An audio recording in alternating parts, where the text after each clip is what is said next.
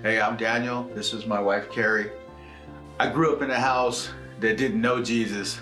I knew of Jesus, but not exactly who he was. I didn't find that out until I was probably, I don't know, in my 30s. I took my kids to an Easter egg hunt at a school that was put on by a church, and that's when I found out about the resurrection.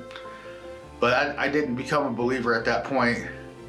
I was in gangs and into a lot of drugs when I was young.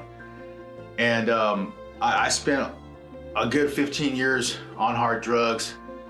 And then I got off the hard drugs and got off the street and ended up having a job and stuff, but I never really truly got clean. I was still struggling with prescription drugs and drinking and all that stuff.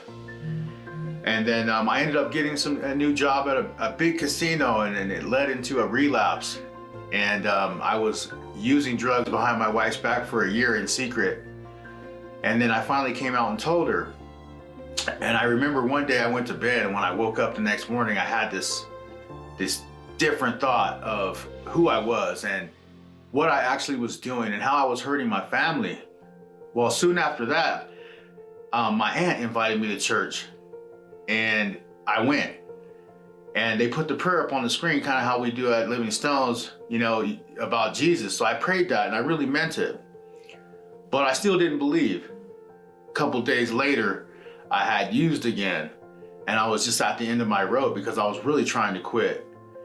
And I just grabbed this big King James Bible that I had at my house, and I thumbed it, and I just stopped on it, wherever it stopped.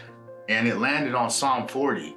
And when I read that, it really touched me so harshly that I broke down, and I literally was on my knees crying probably the whole day about that.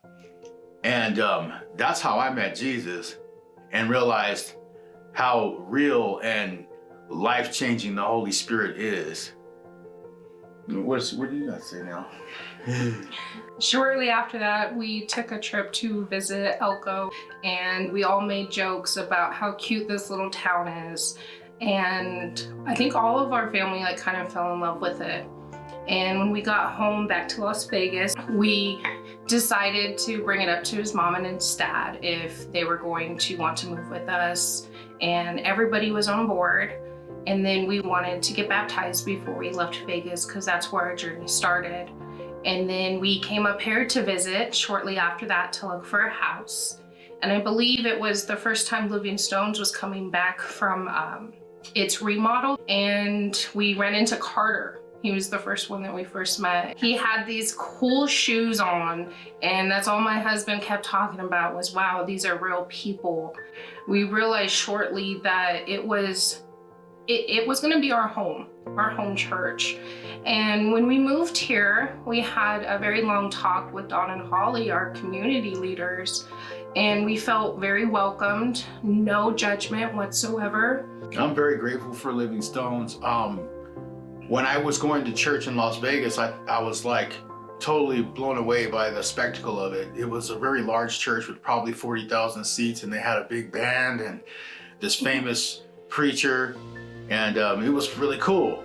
But it wasn't until I heard the preaching at Living Stones that I realized that we weren't learning anything about Jesus at all at that church. I didn't know we weren't learning about Jesus until we started learning about Jesus, you know what I mean? And it's just so awesome to know so much about this great God that we have and how much he's done for us and how much he's changed our relationships. My marriage is better than it's ever been. My relationships with my children, I feel like I could be a parent and not just the guy that goes to work and feeds them. And there's a big difference in that. And I think that's one of the biggest changes I've had in my life since I met Jesus. And that's how we found everything in Jesus. Thanks for watching. Thank you.